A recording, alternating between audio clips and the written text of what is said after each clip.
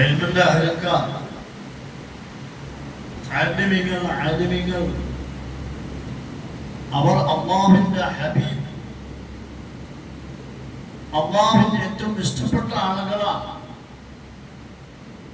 ഇൽമിന്റെ വഴിയിൽ പ്രവേശിക്കാനാണ് എല്ലാവരും ആഗ്രഹിക്കുക. എല്ലാവർക്കും മുതലാവാൻ കഴിഞ്ഞില്ലെന്നാണ്. എല്ലാവർക്കും ആലിമീങ്ങളാവാൻ സാധിച്ചില്ല. എല്ലാവരും അത് ആഗ്രഹിക്കുക. അല്ലാഹുവിന്റെ ഹബീബാവാൻ ആരാണ് ആഗ്രഹിക്കാത്തത്? അപ്പൊ ഇൽമിന്റെ ആളുകൾ, ഉലമാവ്, പണ്ഡിതന്മാർ, ഇൽമ് പഠിക്കുന്ന വിദ്യാർത്ഥി, മുതഅല്ലിം അല്ലാഹുവിന് ഏറ്റവും ഇഷ്ടപ്പെട്ട ആളുകളാണ്. അല്ലാഹുവിനെ ഏറ്റവും ഭയപ്പെട്ട് ജീവിക്കുന്നത് ഉലമാ. ഒരാള് നല്ല മാർഗത്തിലേക്ക് അവൻ നാൾക്ക് നാൾ ഉയരണമെന്നുണ്ടെങ്കിൽ അവൻ ഇൽമുമായിട്ട് കൂടുതൽ ഇൽമുണ്ടായാലേ അവൻ അമൽ ചെയ്യാൻ സാധിക്കും.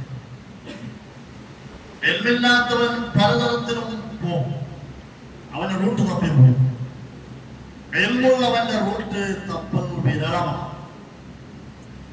അപ്പൊ ഇൽമു വർദ്ധിക്കുന്നതോടെ, ഇൽമു കൂടി വരുന്നതോടുകൂടെ നമുക്ക് ഇൽമു എത്ര വർദ്ധിച്ചോ അത്ര നമ്മുടെ പ്രവർത്തനം നന്നായി തീരുന്നു.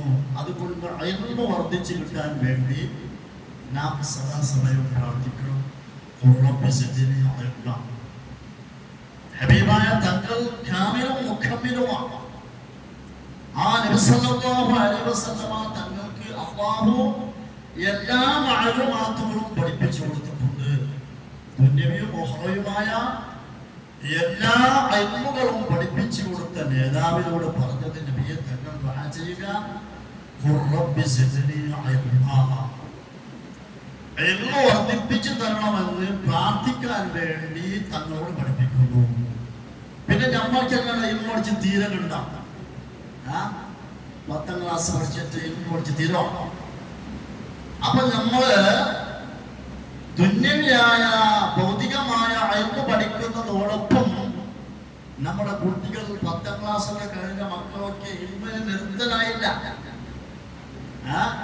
അത് ലഹദ് മുതൽ മഹദ് മുതൽ ലഹദ് വരെയാണ്. തൊട്ടിൽ മുതൽ കട്ടിൽ വരെ പഠിക്കുകയും അപ്പൊ ഇൽമയായിട്ട് സുഖലാവാൻ എന്തൊക്കെ വഴിയുണ്ടോ? ഏതെങ്കിലും ഒരു ദിവസം ഒരു ഇൽമിന്റെ പാർട്ടി, എന്തെങ്കിലും ഒരു വിഷയം പഠിക്കാം. സ്കൂൾ പോട്ടെ, എത്ര പഠിക്കാനുണ്ട്, എത്ര അറിവുകളുണ്ട് പഠിക്കാനുണ്ട്.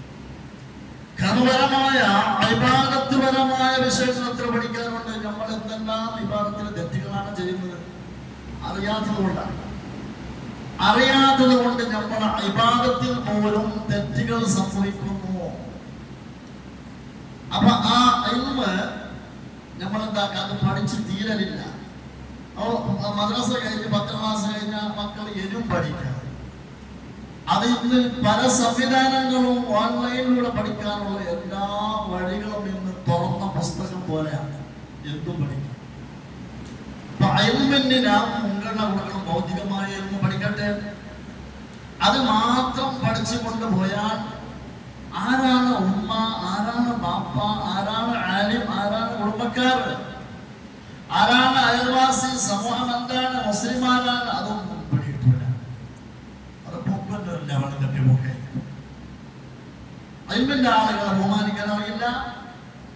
അങ്ങനെയാണെന്ന് പലതും സംഭവിച്ചുകൊണ്ടിരിക്കുന്നത്. ഉമ്മയുടെയും ബാപ്പന്റെയും കഴുത്തിലേക്ക് കടാരി വെക്കുന്നതൊക്കെ അത് ഇൽമിന്റെ കുറവ് കൊണ്ടാണ്, ഇൽമിന്റെ നുഖ്സാന് കൊണ്ടാണ് അങ്ങനെ സംഭവിക്കുന്നത്. അപ്പൊ നമ്മൾ എത്ര ഇൽമു പഠിച്ചോ അത്ര നമ്മൾ ഉയരുകയാണ്. ഇൽമു പഠിച്ചിട്ട് ആരും എന്താവുന്നില്ല, താഴ്ന്നു പോകണം. ഇതിപ്പോ പലരും ചിന്തിച്ചു പോയി, ഇനിയിപ്പോ ഇൽമിന്റെ വഴിയിൽ പഠിപ്പിച്ചിട്ടൊന്നും കാര്യമില്ല. ഈ